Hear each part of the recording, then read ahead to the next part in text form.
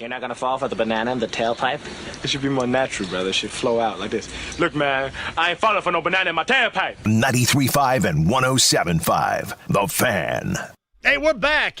Bullseye Passes Big Ten Championship pregame party. I think we're back officially here. Give me number 30 right now as we dial it in at 317-239-1070. That is the text line. This reminder, too, you can also get tickets to that game.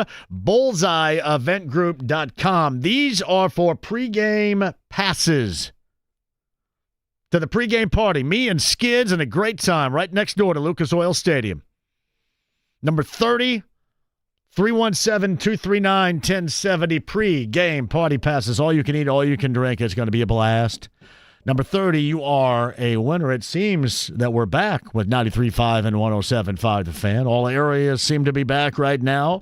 So dial it in. Chris Keevers, bottom of the hour. We'll see if we can get back to Rob Blackman, who is staked out in the Bahamas, getting set for Purdue and Memphis tomorrow in just a bit. But on the Andy Moore Automotive Group hotline from ESPN, the former college coach, also does work in the NBA for the Timberwolves. He is a valued resource of content basketball-wise for us here in Indianapolis. Tom Crean is back on the show. Hey, Tom, thank you very much for the time. How are you?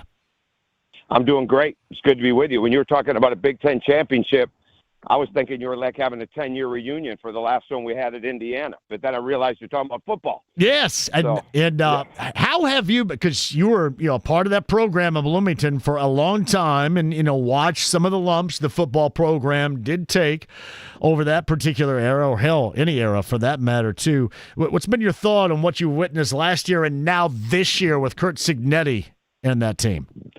Well, I love the guys. I worked with Bill Lynch early and then with Kevin Wilson. It was always a part of really trying to be a part of it with them. Like, I think I only met Tom Allen one time, and it was in passing, so I really didn't know him at all my last year. But it was always – they've always put the investment in the facilities, that I can remember. Rick Greenspan was big on that. They've definitely tried to get that moved up. But I think – when they found Curt and they were exhilarated by his background and his plan, rather than trying to talk themselves out of his background, I think you just hit a grand slam homer in the bottom of the ninth. I mean, I worked with him 31 years ago when we were both at Pittsburgh. He was working for Johnny Majors as recruiting coordinator and coaching a position, and I was with Ralph Willard. So we would spend some time together in dual recruiting or being at events where Johnny was speaking and Ralph was speaking. So I got to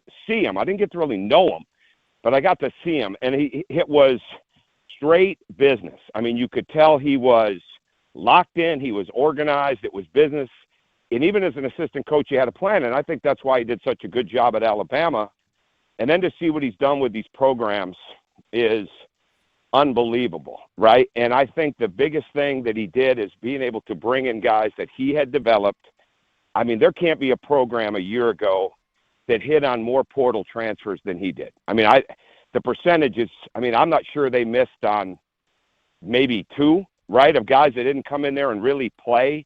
And that's not just counting the guys he had. That's the other guys. So for him to get started the way he did last year and recruit not only to a really good school, to good facilities. Obviously, they got the money now. They got people behind them.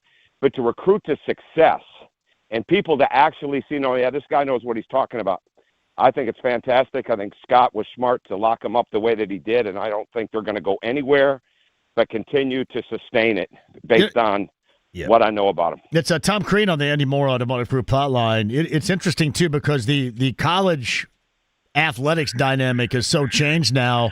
I mean, you have to look at IU, and I know a lot of the grandfathered in football programs probably don't like it whatsoever, but with that change in landscape gives you opportunity if you're really into it and you make the right decisions. And that's exactly, from Scott Dolson to Curt Cignetti, what is going on in that dynamic with the football program right now.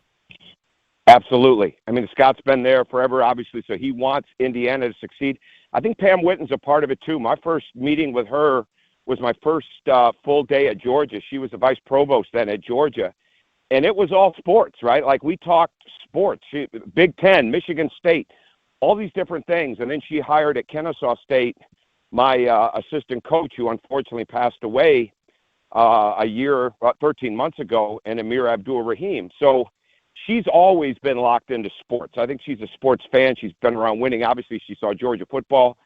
So she deserves credit, too. And what it looks like is that people have stayed out of the way that can get in the way of an athletic department and let that group do their job, right, and let them go and get somebody. And Kurt's got not only the force of personality and the strong will, but he understands how it's played, right? He understands the whole deal. He's seen it at every level, literally, which I think gives him a huge advantage. And what I love about him, like, I see this in college basketball. I see it other places. Like, some guys just can't take a punch, man. They can't take a punch in the mouth. And that's what these jobs are. It's constant punches in the mouth.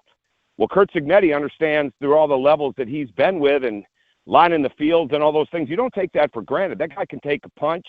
He can deliver it. He knows exactly what he's trying to do. There's nothing soft whatsoever about that program. I mean, I'm not there, but I look at it and I think, you know, what my brother-in-law had at Michigan, they got that thing buttoned down from top to bottom with the weight room. They got the strength coach was very important. They had it down with the personnel groupings. They had it down with the coaching staff. They had it down with the training staff. Like, he had everything kind of covered. And I think that's exactly what you see when you look at Curt.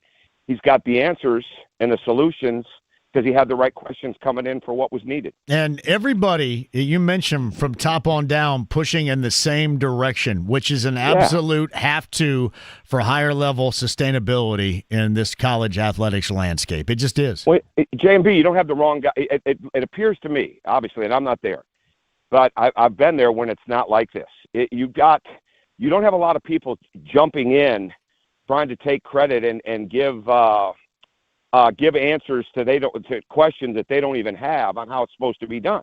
And they're letting this guy run his program. And then what Scott's doing is providing the backdrop, providing the resources, understanding how important retention is of the staff, even more so maybe than retention of the players.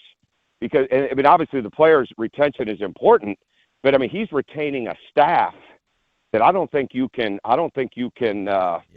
That's one of the key attributes. If you're looking at the cornerstones of the program, I'm sure that would be near the top of the list for why they're so successful. It's Tom Crean with us. We watched almost 2 weeks ago now. You did the broadcasts at the United Center of Marquette and IU. What was your impression on Darren DeVries and the team that you saw? Very early stages, but nonetheless an impressive win and what you saw from the Hoosiers. Well, I think that, and talking to him pregame was the longest conversation I'd ever had with him. We talked briefly when I went back for Cody Zeller's Hall of Fame induction, but I was really impressed. I mean, I've studied him. He's a 71% winner going into the season, you know, in his time as a college head coach. That offense was really impressive. Obviously I wasn't going to do the game until Corey Alexander, who was supposed to do the game, had travel issues and couldn't get there. So I was in Milwaukee actually doing Bucks games pre and post game for the FanDuel Sports Network, and they allowed me to go do that game the next day because ESPN was stuck without him. So I'd seen Marquette practice that afternoon on Saturday just because, you know, I was in town and there was not a Bucks game till Sunday after having a Friday night game. And I loved Marquette's game plan. I mean, I loved what they wanted to do, and I didn't even think I was going to get to watch the game till I got home. Well, Indiana had an answer for all that. They handled the pressure well. They reversed the ball. The spacing was really good. Obviously, they shot the ball at a high rate. They passed the ball at a high rate. That's where the differences are. There weren't guys reaching for passes. There was great movement. There was answers when somebody took away the first or second option. And they just really, I mean, they got into a young Marquette team offensively that played catch-up the rest of the game. And I was really impressed with them. And I think there's things they're going to have to do to sustain success. You know, in college basketball right now, you look at Florida last year, they had 4, sometimes 5 bigs. Some of the better teams in the country have bigs. You almost need more bigs than you need guards. You need the right guards, but you've got to have enough bigs. Well, they don't have that right now. So they've got to be their rim protection, their ability to rebound. And then I think the big thing for that team moving forward is guarding the ball, because really inside of that Marquette game, Marquette got to the rim really anytime they wanted. They drove inside the elbows. They were in the bonus. both halves, I think, before the 14-minute mark hit. So, like, those are the things that are going to be big for Indiana moving forward. You know, guarding the ball, guarding the post, not having their big men have to give too much help so that they have enough room and they have enough rebounding. So that's what I see for them moving forward. But when it comes to offense and it comes to guys that are mature and understand each other and can make plays for one another, they've got that. It's Tom Crean of ESPN. Tom Crean does stuff for the Timberwolves and the NBA as well. We'll get into that coming up in just a bit. But it occurred to me, I had Tucker DeVries on last Monday after that win in Chicago over Marquette. And the thing that kind of is fascinating to me, and certainly you can speak to this better than anybody else, is with this group, everybody was new. But you probably noticed this at the UC. They looked as cohesive as like mid-season form. And maybe it was just kind of a moment in time. Maybe it was Marquette, who they were playing, whatever. But that's what impressed me the most, because these guys, all different and all playing together at that level, really for the first time against a team like that, looked as connected and cohesive as a mid-season team might. And I thought that was really the most impressive thing that I took away from that game. Well, they were prepared. They were prepared for the pressure, and I think Kenny Johnson had that scout, which makes a lot of sense because he'd been at Georgetown, so he knew the Marquette Shaka Smart defensive pressure system, and so they were you could see it early, and they made adjustments to the press. So they were absolutely locked into how to attack. They did attack. They kept the ball moving, and really what happened is Marquette was chasing the ball, and so what happens, like in Tucker DeVries' case. Yes, he got hot. Yes, he made shots. He's also a guy that came into the game scoring over 2,000 points. I was so impressed with how he got his shot, how many different ways he came off the screen, but how quick he shot the ball. Like, it was a high-level, quick release. Great footwork. And I just kept going on and on about that with the game because I just love seeing that. And then Wilkerson's the same way. When you have two players like DeVries and Wilkerson that can back up, because what happens in college a lot of times is a lot of teams, you know, they preach NBA development, but they're not really teaching off the NBA line, three-point line, and they're really not even teaching off the four-point line. So what happens is, what the proverbial four-point line, or hypothetical, I should say, which is, 30-plus feet. So you're not used to, when you get in a game, you're not used to somebody's range in the game if they have it, because you're not used to defending it in your own program. And I'm not just speaking on Marquette. I'm talking now about as a whole. DeVries and Wilkerson can back up, right? And they can keep backing up, which forces all kinds of adjustments to your defense because of their quick release. If you're the slightest bit late, they're getting the shot off over you. And because they have two unique bigs in Reed Bailey and Sam Alexis that can do different things, they can get baskets off the drive. They can get baskets off the post-up. They can get baskets off the drop-off. They can run the floor. When you've got multiple skilled bigs and they can both play from the elbow, or in Reed's case a lot of times play from the three-point line, that creates all kinds of gaps inside the lane, which puts so much more pressure on the defense and allows even that much more movement for your shooters. So Tom Crean with us. I want to make a little bit of a movement now to, what we knew was going to be good. And they started the season number 1, Matt Painter's Purdue Boilermakers. And, they had that game against Greg Kampe in Oakland, by the way, one of the better coaches, collegiately speaking, no matter what the personnel might be. And then all of a sudden voted down to number 2. They go to Tuscaloosa last week and just win an impressive performance. They're back to number 1 in Nassau, Bahamas, coming up tomorrow against Memphis. Has this kind of been what you've expected from the Boilermakers? And from what you've witnessed, what do they need to work on for that continued number 1 high-level success the Boilermaker fans are looking for? Well, they're figuring it out right now, because the biggest thing to me was going to be how Trey Kaufman-Renn was used as a 4, where he played primarily at the 5 spot a year ago. Obviously, it was 4 more when Zach Edey was there, but it was a little different deal. That how they were going to and work him with Clough and with Jacobson, and I think you saw it the other day. First and foremost, Braden Smith is the best point guard for a lot of different reasons. Number one, I don't think there's an equal. Maybe somebody will get as good during the year, but where we sit right now in late November, there is nobody that is better in the pick and roll at throwing that pocket pass, that bounce pass, reading the defense, escaping traps, delivering the ball where you can do something with it. I mean, that's an NBA skill, and he's had it for years. He's shooting the ball better. You know, I still think he fades too much on his shots, but he's moving the ball. And now when you put Trey Kaufman-Renn in there, and he gets the ball in the middle of the floor, he can make a shot, he can make a drive, but he can pass the ball.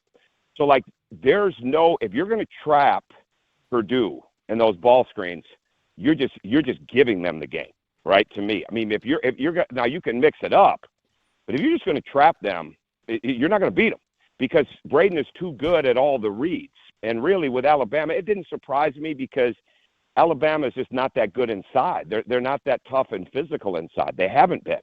Now they got really good guards. They got a great system. They got all that, right? But you can score on them and in the paint. And that is what Purdue's doing. Now, the biggest thing for their upside is going to be the flip side of that. They've got to defend the paint better. You know, their numbers are not great in the lane. They're not great at the rim. They haven't been, obviously, when they had Edey, they were unbelievable. You know, there's no other Zach Edey coming down the line. But that team has got to be better at defending the paint because I think they're developing the core of the bench. And so I think you're seeing an easy top 8 in there, and they'll develop more inside of that. Fletcher Lawyer looks stronger. He's playing well. He's playing with great confidence. But as long as you have Braden Smith in that game and you decide that you're going to bring 2 to him, you're just asking to get beat. And he's so good at that. And he moves the ball. He sees it. And he's figured out the more I move the ball, the more I'm going to score myself, right? Which a lot of guys have a hard time figuring out. But you've got a game plan now for them. And I think people overreacted to the Kentucky game, not only the Oakland game. And that happens because people build you up. Yeah. And the first little sign of weakness, we had it that year. We were number 1. I might have said this story on here before, but Cody Zeller gets sick. We play a game on I think on a Wednesday. He gets sick. He doesn't practice for about 4 days. We go to New York, Barclays Center. We're number 1. We play Georgia in the first game. We beat Georgetown in overtime in the second game. Every NBA team is in there. Cody doesn't play great.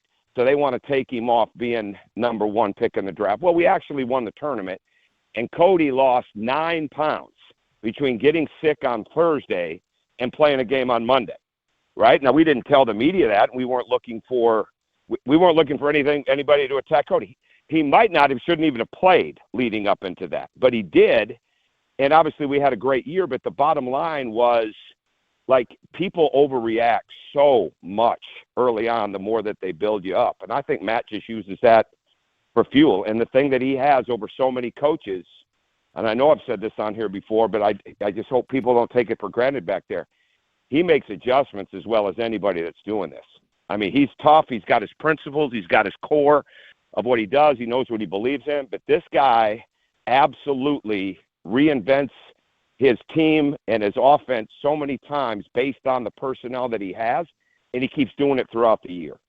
So if they get the rim and lane protection covered and really get some answers for that in the Big Ten, they'll have an unbelievable chance to be playing on that Monday night. There's no doubt. Is he as close as what we have in getting, I guess, merging the old school and the new school of college basketball and formulating a team? Is he as close as we have to, reliving the past and then playing into the future as we have coaching-wise, program-wise right now?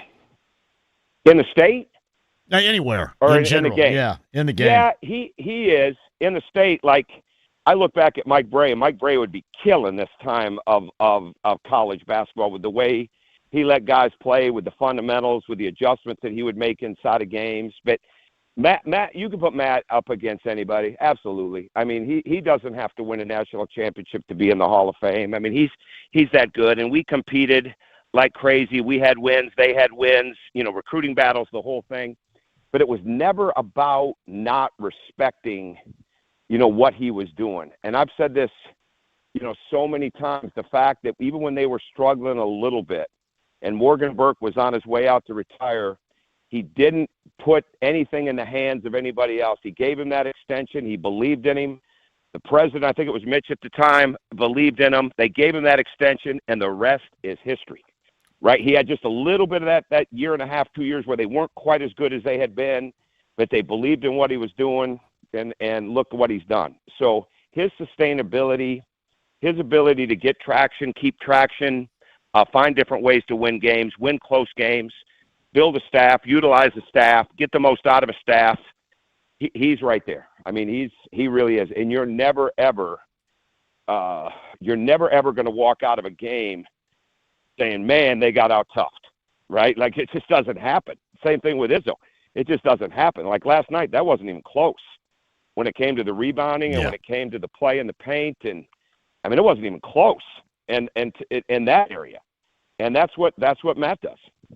So Tom Crean with us. I mentioned before I let you go here a little NBA look, and obviously we knew that the Pacers were going to face a tremendous bump in the road. I don't think anybody felt that the start of the season was going to be this littered with injuries and a 1-13 mark as we're approaching Thanksgiving and getting the Hornets coming up later on tonight. It has been incredible, has it not, to watch what has transpired with this team to start the season?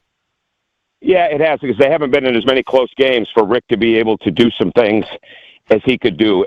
I saw them 2 weeks ago, I think it was. Maybe it might have been 3, but anyways, they were in Dallas. I went to see my son, and so I watched the Pacers play them, and I'm watching, and it comes down to the end. Nesmith misses. They get the missed free throw. Nesmith misses that 3 that would have won the game. But I'm watching the development of the guys that they have. Isaiah Jackson, Ray J. Dennis. When Ray J. Dennis was playing this past summer in the Summer League, and I called one of the games for ESPN, there is no way that I would have thought he's going to be in an NBA game in early November busting 20. But what they do, and this is what's the plus for them moving forward, no matter where they sit right now, they do develop their players. Their players do get better, and I think they get better during the season.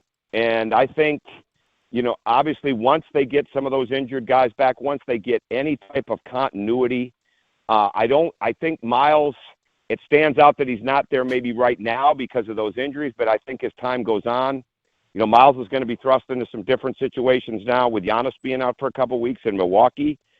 But I think they will get better, and I think they just need some modicum of health right now. And we know that's a lot of NBA teams are dealing with that as we speak. But I think if they can get into some close games, and they can get some situations where if they can get into more situational basketball, so to speak, that's when I think Rick's coaching acumen and that staff's acumen can come out even more. Because you can be a Hall of Fame coach, and if you don't have as good of players as the other guys right now, and you don't have that kind of depth, you're going to struggle, and that's what's happening. Hey, but if they can get to a close game place, they're going to be better. Hey, Tom, one final thing with you too. Do you think at all? And I know a lot of people have pointed the finger at the injuries, and there are a lot of injuries out there right now, especially of the calf strain variety.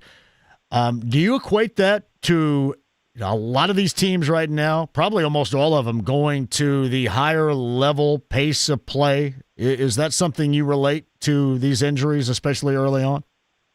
Well, no. I mean, I know Steve Kerr was pontificating on some of that the other day, and at the end of the day, no, I don't buy that. Here's what I think it is. Now, again, I can't speak from knowledge, and I can't speak from science. So I preface that right off the bat. But my belief of watching this, having so many players in the NBA, watching it the way I do, I don't think the training to get ready for the season is close to good enough. I don't think training camps are long enough or intense enough.